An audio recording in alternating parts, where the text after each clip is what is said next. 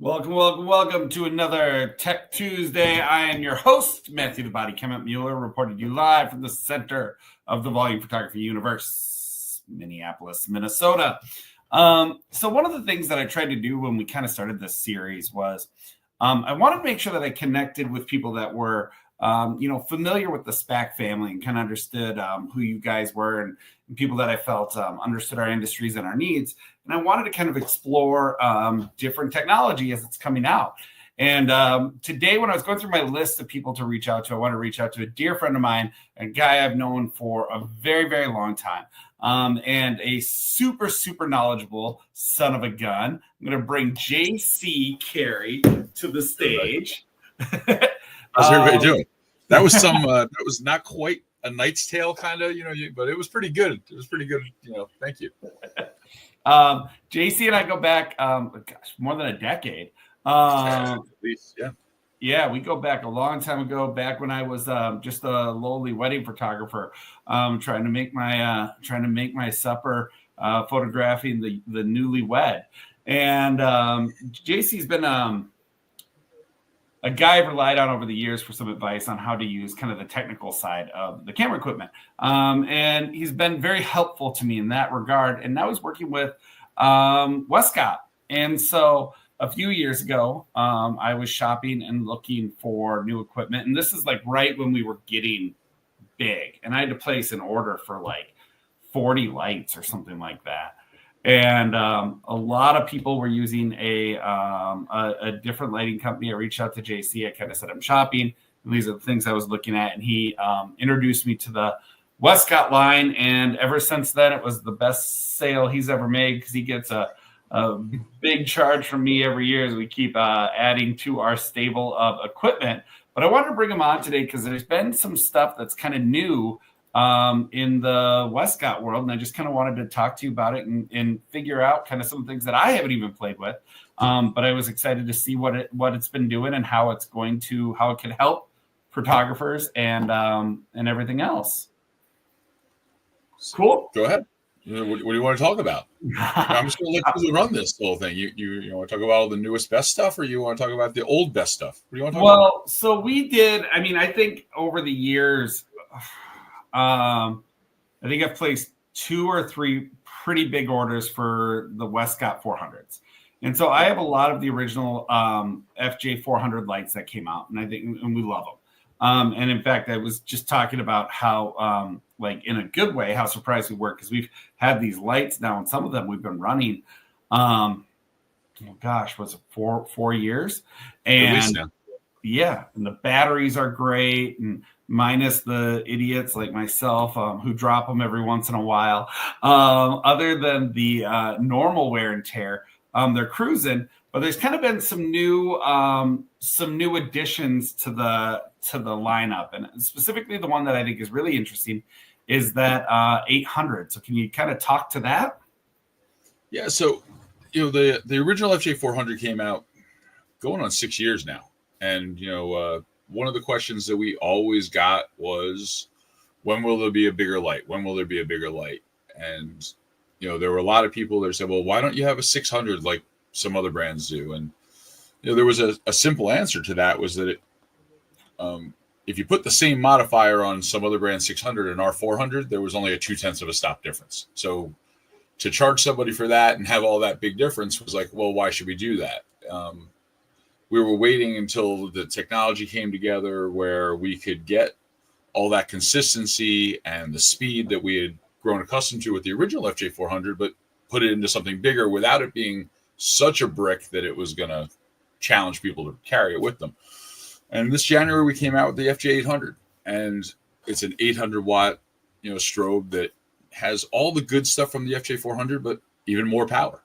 And, for people like you, having that extra power means we could turn it down. Our batteries last longer, but it also means that for other people that are out doing senior sessions, and because I think a lot of that bleeds over between your volume, and then they go, well, now I'm going to take you out and do your senior stuff. If I want to go out and I want to put the lights farther away, in the past I had to keep the lights pretty close with a 400, right, in order to beat the sun. Well, that 800 gave me a little bit more power. I'm out there shooting F-16 some days now with like giant groups of people and still able to do that. The recycle time. And one of the other things that we did that I knew was a little bit of a frustration to people like you who owned a whole lot of the old FJ400 was that we changed batteries. Now, that happens. And, I know that people get frustrated and trust us. We knew that was going to be a frustration, but in order for us to get more flashes, more full power flashes out of every battery, maintain the speed that we were shooting with, and also do something where we were able to have two different batteries that were interchangeable between the new 400 and the 800, we had to make a change. And we did, and luckily it's been mostly painless. For me, it's been fantastic because, the new batteries have given me, we already had class-leading battery life on the old 400. We just went even more with that. And we're able to make the battery smaller and yet still have more pops. And then introduce on top of that the Pro Max, which is a double-sized battery that fits on both the 400s and 800s and doubles the battery life. Well, the battery was honestly, that was one of the biggest things that swung me to Westcott. And it wasn't even just the class of the battery or the quality of the battery. I just always enjoyed the fact that it's I didn't have to have a stinking adapter to plug it into the wall. And so I had it so that I could shoot. And if we need to go to battery, we got the battery. If we want to plug it into the wall, we plug it in the wall. And I don't need to make sure that I have accessories or different things that I'm swapping out on my lights. That was always a big draw. I think that one of the cool, you've known me for a long time. I've been in the industry for a while now. When Westcott called and, the FJ400 was the only light out. But what really made it easy for me to leave my previous job and come to Westcott was that, everybody at Westcott shoots, whether it's the customer service people. And leading into what you just said was that when they do make a change or when they introduce a feature, they're always going how do people in the field use it?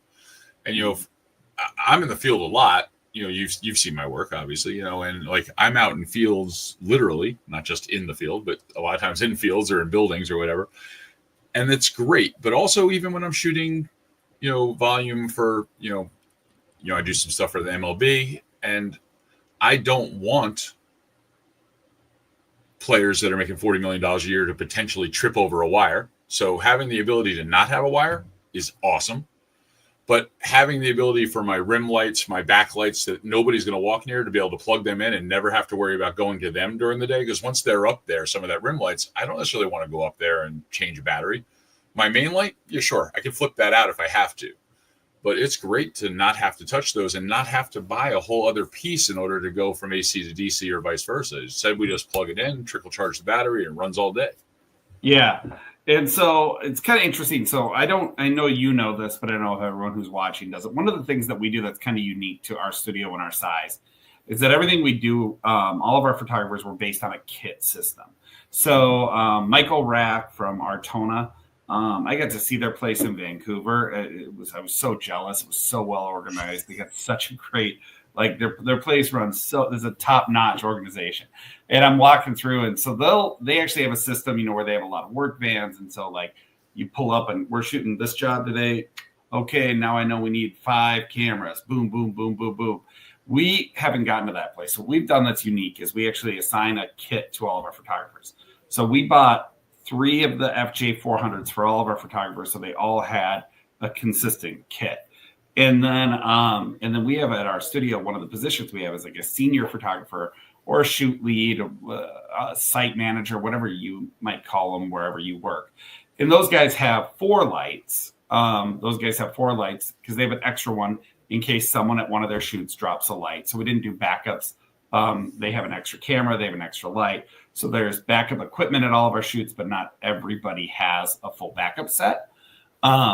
When I saw this the 800, what I instantly started thinking about is I should pull out one of those lights from their backup ones and replace it with this 800, because there are just certain times like you talk about where you're just trying to get a little bit more oomph out of that light. And this now I think could be a good thing, for our senior photographers are generally people who do teams that are team and individual photography, they're the team photographers, and or even if you're just trying to do light up a background, when we get into swim and dive and those pools get so dark in the back, some of the pool areas. Being able to just have more light to throw at it as opposed to just pulling out more and more lights, I think is really cool. So I'm excited you guys came out with it. And I can definitely see a few opportunities for it to be used in our workflow. Right. But the what's up with the 400s? You guys upgraded that? Tell me that. So we upgraded the 400, not because there was anything wrong with the old 400, to be fairly honest. It was more a matter of just updating it because it's still class leading in its recycle time, 0.9 seconds at a full power, which is faster than lights that are 3 times the price at that same power point. It is just as easy as ever to use. We're still on a 9-to-1 power range, full stops. For the people that just think in fractions, you could always change it to that. I know there's some of those people that are holding out, but it didn't get any faster or more powerful. But what it did do was it allowed us to change up the battery, get more pops per full battery, gave us the option to add that Pro Max battery option. We went to the touchscreen, and the touchscreen is either going to be something that people say, well, why? I never touch it because I do everything from the trigger. Or they're going to look at it and they're going to say, this made my life so much easier, depending on how they choose to use it. The creative mask mode was something that we introduced into this. And that was one of the big upgrades as a feature, as opposed as a lot of the update was evolution, not revolution. And we see that in this industry a lot. It was just like, hey, let's just make everything a little tiny bit better. But nobody that's looking at it's going like, well, this has just changed my world. But for people like me, and quite honestly, you guys, if you get into what Creative Mask can do, then that screen becomes invaluable. Because right now, so Creative Mask, for those that don't know, the old FJ400 had a mask mode that allowed you to set up lights so they would go in a pattern so that your front light that lit your subject went off, and then another set of lights went off to light your background. Now, the challenge with it was that at the time that we came out with that, it was hard to make a mask in post. Unfortunately, almost as soon as it came out, there was a million pieces of software that came out that said, we can do this separation pretty easy. Because what it did was it made that silhouette and you were able to make extractions that made it very easy to pull your subject out and put them into whatever background graphic you wanted to do. But we looked at it and we said, well, there's a lot of other uses for being able to have your lights go off in a different sequence to create a lot of content really quickly. And I'm going to give myself a shameless plug, but if you go over to my website on my blog, there's a couple of videos highlighting this, from things that I do. And so the 400 and the 800 both can do it. That screen is what really makes it easy. You go into that menu, you can touch everything, you choose how many shots you want in a certain sequence from 2 to 6. Then you choose which lights are going to go off in which shot. So let's say I pick 6 shots. I have A, B, C, D, and E. And in shot number 1, A and D and E are going off. In shot 2, B, which is over here, is going off with D and E. In shot 3, both of these are going off. Like, I always try to have a safety shot where all the lights are going and it's almost overlit. But if all else goes bad, we've got a shot. Then, you can have one where, let's say, the optical spot kicks in and puts some kind of pattern on your background. You have one with the hair light, or one with the gel, one without the gel. And that's what I do with the Mets, which I know I'm kind of sound like I'm name dropping, but, I do some content for the Mets, and they only give you 45 seconds per player. Yeah. So I'm able to have the guys stand there, go 1, 2, 3, 4, 5, turn 1, 2, 3, 4, 5, turn 1, 2, 3, 4, 5, and their graphics guys then have a million options from well lit to gritty and more, dramatic. Some with an orange background, the Mets color is orange. Some without it, and that was great. So when they first said, to answer your original question, which I I'm loving this because this is turned it into something else. No, one of the big updates was the introduction of that, and the screen came in for that. Because if it wasn't for that, I could quite honestly do 99% from our trigger. So, but that touchscreen has made that process invaluable. Like, it's really invaluable to making that work. Gotcha. So the old 400s and the new 800s and the new 400s, they all work together. It's all the same ecosystem. It's all the same ecosystem. You never want to say never, but I do think that this company's been around since 1899, and we made umbrellas then, and we still make umbrellas now. I like to think that we're going to still support our radio system going forward. I don't think we would ever switch that unless something came out that was so revolutionary that forced us to do it. I don't see that on the horizon right this second.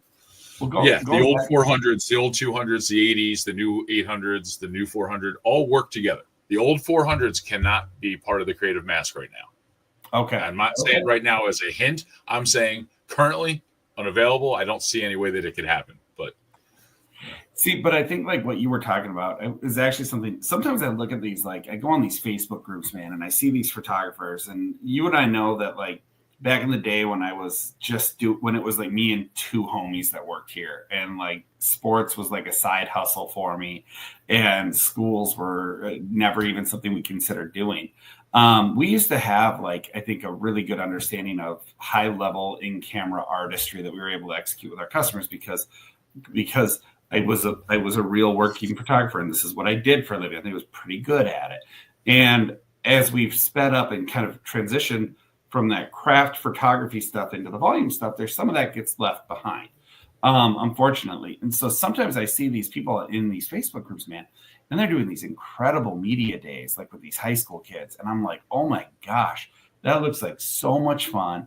That looks so cool. I don't know how you make any money at it, but gosh, that looks so cool. Gosh, it looks so much fun. So actually, one of the things that I was on my list of things to work on this winter, because we slowed down quite a bit, in January, February, March, was I wanted to try to figure out my own system, doing exactly kind of what you were talking about, where I was like, wouldn't it be so cool if when we went in to do a high school volleyball player, we had a spot that they stood in, and we took 6 photos, and we had 3 different lighting patterns, Yep.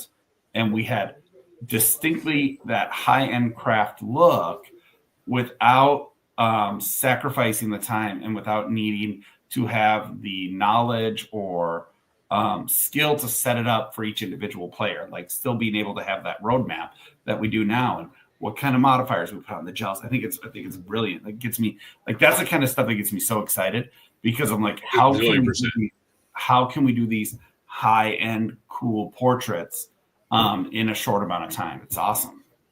Yeah. I think actually a mutual friend of ours, and I know, Craig Lemire, is gonna fly out. We're just gonna mess around with some lighting and hang out and have a good time playing with that stuff. So I just found out I'm going to see Craig in the spring. I'm pretty excited because I haven't seen him in a while. Yeah, it's been a while for me too. So it's gonna be a good time. Okay. So the battery or the flashes all work together. We understand there's some differences in batteries, but that's okay because we're progressing and moving forward. As far as the big thing also that was huge with me, especially for the school portion, is the color temperature consistency, and that has remained. Yeah, everything in our system, 99% of our system is at 5,500 Kelvin. Okay. The FJ 80 SEs come with a gel in order to keep them at 5,500, but they run a little bit warmer than that. But everything else is 5,500. And the key to me is that each light's not consistent, but they're all consistent together. So you can use an FJ 200 as your hair light. It's going to match your 400. It's going to match your 800. Your old 400 is going to match your new 400 as far as color temperature. Shot to shot, every shot. And for people that do what you do, for people that do what I do, as I talk to people who, I know me and you have both been at this for a while, and we see an ebb and flow in the number of people who either tend to really enjoy shooting or really enjoy doing post. And like for me, I don't enjoy doing post. Mm-hmm. And even more so for me, if I have to white balance correct 2,000 pictures from a media day, and each one takes me 4 seconds, that's still a lot of time. And like if you extrapolate that out, your $1,500 day turned into like you could have just been at McDonald's, on minimum wage, working rather than doing that by the time you're finished with everything you got to do. So every little thing that for me adds to consistency does 2 things. It lets me obviously save money and time, which I love. I think we all love, but also I can't truly be creative until I'm consistent. And having that as always the back end for me, where I know that my lights are going to do what I want them to do every shot, allows me to play. Allows me to go, hey, what happens if I switch from my small beauty dish to my Octa L to my 7-foot umbrella? If I move it almost all the way behind. And I can only do that because I trust the gear to be the same power every shot, to fire every shot, to be the same white balance every shot. And I do. And quite honestly, at our price point, that's not something you always get. Not to mention the fact that when you call, somebody in Ohio answers the phone. Yeah. Yeah. So if you were meeting someone at SPAC and they're just kind of getting into volume photography, and let's say they're like, hey man, I'm just starting to do some sports work. We're doing in studio high-end portraits. I need to make 2 kits. What would you advise somebody to put in their kits? And like, if you were going to make up a kit for them, what would you put in and why? So that's a fantastic question. So you kind of like qualified in your question. You said in the studio, because that would have been my first question is, where do you shoot? What are you going to shoot? Because if they tell me I'm going outside, I don't often get, because I'll be like, well, when do you shoot? Where do you shoot? I shoot in a gym all the time. Okay, 400s are going to be what I'm going to tell you to go with. Okay. But I am going to back it up with do you like to shoot relatively wide open? Do you like to really stop down? Everybody's got their own style. If somebody is always shooting f8, f11, I'm going to push them towards FG800 because it's just going to make flexibility better for them because they're going to be able to use bigger modifiers. They're going to be able to put the lights a little farther back. It doesn't, this. I mean, for 7 years, I worked for one of the camera companies and I shot speed lights because the camera company shot speed lights and all my stuff was framed. I'm trying to do this here like that or like that because the speed light was just out of the frame. And that, so I don't want the technology to control my creativity. I want the creativity to be, I want it just to back up my creativity. So if they tell me I like to stop down a lot, I'm going to go, all right, let's look at FG800s. If they tell me I'm a F4, 5, 6 guy, I shoot inside most of the time. When I do go outside, I can absolutely pick my time. I'm just that guy. Nobody tells me when to shoot. Let's go 400s. It's going to be super fast to recycle, great battery life. It's a Bowens mount, which is, ubiquitous. You can get mount, I would love it if you only used our stuff, obviously, but there's lots of modifiers out there.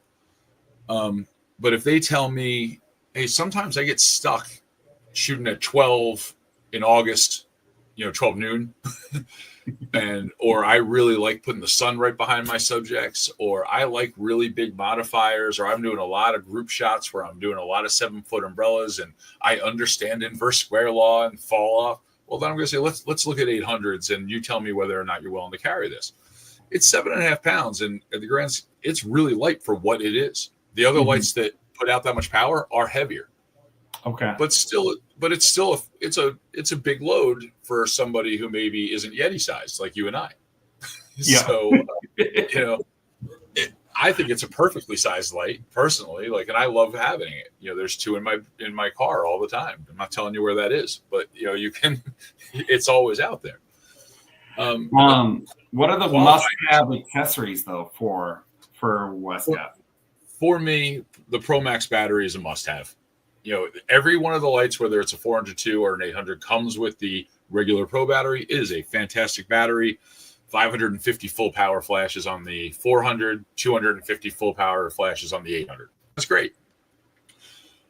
And that's my backup battery because I put my Pro Max battery as my main battery and I just keep that other one on the side just in case I decide to stretch things out. So that's first. After that, modifiers, we don't carve the turkey with a Swiss Army knife. It's going to be you got to have a little bit of everything. I can't go wrong with a 7-foot umbrella. I prefer silver because I'm going to usually touch my subject's skin. If I'm somebody who wants to minimize my post to almost nothing, I'm going to put the white one on with the diffusion, make everything as soft as I can right out of the camera, save myself some more time. After that, 1x4 strips are in my, with the grids always, because that rim light, and having control over that rim light, keeping it off my subject's nose is great for me. I can do all my we use a lot of the strip lights from you guys. We went with a smaller one. We went the 1x3s. I won threes. Well, Yeah. Yeah. And so, and it's been a good one. And that was really just a size. It was a transport thing for us. We just wanted to make sure it was easier to get around. But the other one that I like that I've been playing with, but it's like this love-hate relationship, because if you don't do it right, it ruins your day, is the gels. So, yeah, you're right. So I think because gels, like a lot of the stuff that we do, are counterintuitive.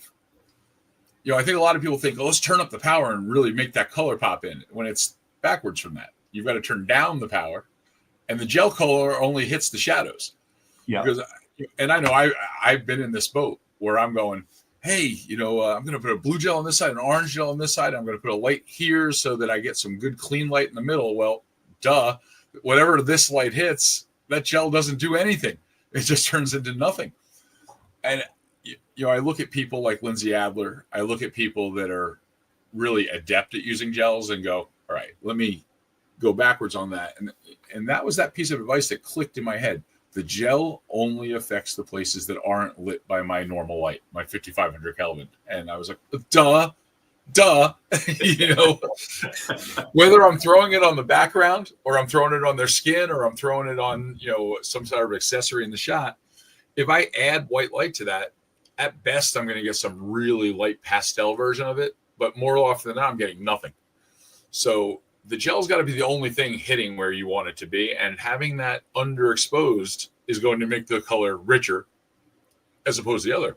And we sell flexi gels, which are super cool. Yeah, that's what we got. And the Vivid set to me has been a really godsend. We have two different kinds. And if you like kind of a lighter, kind of a pastel, the regular flexi gels are great. But if you want those rich colors that kind of match your team colors that are really going to give you that punch, then you've got to go with the Vivids. They slip right over the dome. They go on the old 400s. They go on the 800. They go on the 402s. You didn't have to change that size-wise. And I've been finding myself more and more throwing those in, whether I'm throwing some smoke into a scene or I'm trying to do it with team colors on the background, or even if I'm just turning my my rim lights into some color. But the key for me is to make sure that I don't throw the white light to where I'm trying to get that color to show up. Gotcha. Yeah. I know you know this, but I guess we're talking for everybody, right? Absolutely. Yeah. Well, the other thing that we've kind of touched on, I've heard you talk about it a couple of times, and we haven't jumped into. I haven't even seen it yet. Is you guys have updated the triggers. So we have introduced another trigger. So okay. Let's be clear. Gotcha. The FJX 3M still out there and kicking. It's not discontinued. It's still the heart of the system for people like me that maybe have like huge hands and like that see four groups on the LCD at the same time. And we came out with the FJT1, which is a touchscreen. And honestly, it's a really nice piece because not only does it have the touchscreen, it looks like a watch, kind of looks like a round Apple Watch, in a way, or maybe some other brands, type of watch. I'd probably get in trouble for saying Apple Watch. So it's like a fruit-shaped watch. Really bright screen, really easy to use. For the people that like a low profile, for the people that, because the FJX 3M can stand up, it also bends forward, but it's still a full-size remote. This is a much smaller unit. When I'm going out and I'm using one or two groups, it's become kind of the one that I pick up because it shows two groups at a time. It's easy for me to see. It has all the ability to use the other groups. You're just going to scroll through. Yeah, it's important to acknowledge. The screen is gorgeous. It is really easy to go through the power really fast, whether you're swiping with your finger or you use the bezel, which is kind of like a watch style on the side there that'll turn. It's a really nice unit, and the reaction to it has been, we weren't sure what the reaction was going to be. And we've sold a bazillion. And what's really cool is that, it's got some bumper guards, and I don't know if I'm going to get in trouble. There's some more bumper guards coming with colors to match whatever your brand of camera is out there. Probably I hope Brandon's not watching this right now, but I definitely think that if you're somebody that is really true to your brand, or that if you have multiple ones, if you have shooters that are shooting with multiple brands, sometimes it's easier, even though our triggers are multi-brand compatible. Yeah. Let's say you've got a few people that are out, and one's shooting Canon, one's shooting Nikon, one's shooting a Fuji. You can throw the color, over these so that when you reach into your bag, it's easy to go, oh, this is the Sony one, it's orange. Yeah. This is the Canon one, it's red. You don't have to play with it after that, especially for somebody like you, where you're going to have multiple triggers on every set. Being able to say that's that one, this is this one, is going to make life easier. Yeah, we had to kind of come up with a do-it-yourself version of that. We at all of our shoots, or all of our kits, we have like rainbow sets of gaff tape, and everyone gets a 2-color kit. So it's you got the red and blue, the yellow and gold, or the yellow and green, and everybody knows where everything goes. We definitely listen to people and solve that problem a little bit. Still no solution for that with the big triggers, but we'll see. There's always new stuff coming. So but you said with this new trigger, even though it's a different one, it's a little bit lower profile, it's a little bit easier. It still has all the features and everything else. All the features. Range is a little bit less. It's smaller, so a little bit less of a transmitter. This is good for 80 meters, away. Okay. I don't know if you're out there shooting with the 400-2.8 for your portraits, then maybe you're going to run into some challenges. But for everybody else, totally fine. Okay. Backwards and forwards compatible with everything. Just like everything else that we made. We talked about that before. Yep. It's a really nice piece. Same exact price point, so you're not paying more for the touchscreen. Kind of, we talked about that before with the 400. Some people were like, I don't want to pay for a touchscreen. And we were like, well, it costs exactly the same as the old FJ400. So you're not paying any extra for it. Which was really nice. What costs exactly the same anymore anyways. Like everything's drifting. With these, all right. So then we went over the 800. We went over the new trigger. We went over the 400. We went over dream kits. We went over some accessories. So I think we did a pretty good talk about what Westcott has going on. I guess my question to you is, when you look towards this industry, I think the thing that you were kind of saying how you used to shoot with speed lights because that's what your company, where you were working, that's what they made. I used to shoot with speed lights because I was just heavily influenced by like Mike Fulton and Cody Clinton, and those guys were like the speed light artists. And I was like, oh, all you need is speed lights. And I can remember being like, how cringy some of my photos were, because I was like trying to light giant groups with a 600 with a little 600 speed light from Canon. One of the things that I've noticed as my work has gotten better is just, I think, the clear demonstration of artistry that you're able to do by controlling light is necessary to make yourself stand out. And a lot of times the easiest way to control light is by just making your own and making a lot of it. And the more power you're able to have, and the more direction that you're able to have, and the more vision into what you're trying to make, so that you know what that image looks like before it comes out, is so huge. And I'm like, I think if I was asking you one kind of final question, if you were looking at a lot of the people that are just kind of getting into the volume photography world, and they're really trying to grow and develop the use of off-camera flash, what do you think is the one piece of advice, the low-hanging fruit, the easiest way for them to learn and get good at this? And how could it implement into a high-volume scenario? That was a long question. All right. Sorry. It's good. I will. So, you and I both come from, believe this, obviously. When I left, it wasn't hard for me to leave my old job, not because the old job was bad, but because in my heart, I'm a lighting guy.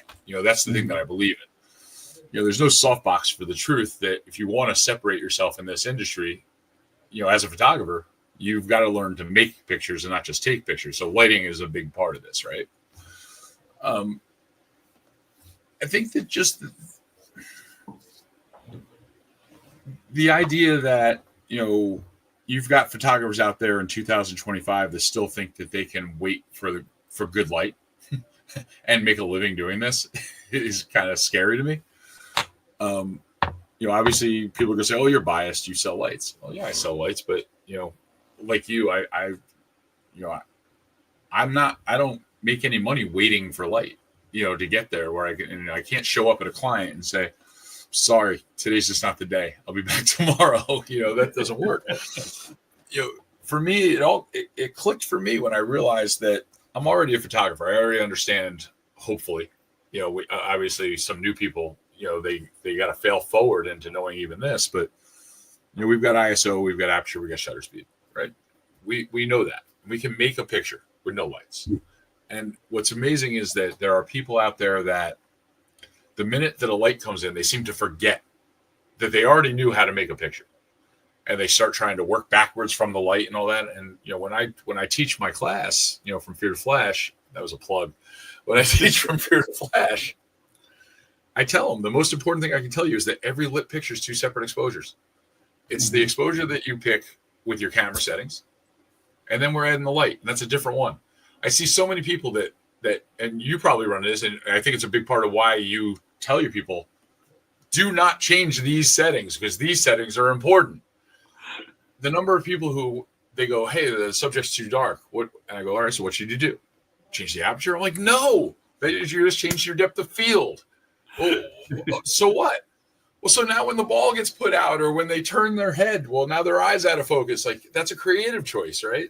Yeah. I just want people to know that the light is an accessory to make their pictures better. It's not a thing for them to work backwards from and start a whole new process. Keep your old process. What do you want in focus? What do you want the ambient light to look like? And then let's add some light. And if the ambient light's great, then by all means shoot it. But when it's not, there's a whole host of things that we make that make their pictures better. And I'm glad you're out there preaching this because it needs to be said. Well, I think did I answer that question or did I just dance around it? No, you did a great job. You did a great job. I wasn't sure if that was a politician's answer there or not. Like where I danced around for 5 minutes and didn't answer the original question. No, I think no. It was brilliant. I think that's a great place to kind of leave the conversation today, my friend. I want to thank you for taking your time. And really happy to be had. I mean, it's always good to connect with you. It never happens enough because you're out there like with the grizzly bears or whatever you're doing in the Great North. Just working mostly. But see you in Nashville in January. No, it won't be at Nashville. We take our leadership team, so it's 6 of us, and every year we do we call it a forward because we don't retreat from anything. I like that. I'm gonna steal that. Our leadership forward is we go down to historically it's been Mexico. This year it's gonna be the Dominican Republic, and we work on our plans for the year, and then. It's kind of my favorite thing we do because we build up this, we sit down and everyone has to present on their department. We review year-end numbers. And then more importantly, what we do is we identify where our choke points were and what we need to do better next year. And then when we show up at SPAC, we're like, okay, we need to talk to Chip Wagner about this. He'd be a really good resource on this. Okay, we need to find a software provider that does this. Okay, now the next thing we need to work on is that. So it's this really, really, really cool work thing that we do. And then it also gives us a much more pinpointed attack at the trade show and talking to vendors when we get there. That's really, really smart. That's yeah. Well, I hope to see you sooner than later in person. Absolutely. Absolutely. You are one of the greatest. You are the only, I believe, the only man at the trade show who can pick me up. Can pick you up. Yeah. I won't put you down too hard this year with that broken wheel you've got, but I will definitely pick you up and put you down gently. All right, brother. Well, thanks again. Thanks for tuning in, everyone. We will see you at SPAC in January, and we'll see you guys later. All right, man. Be safe.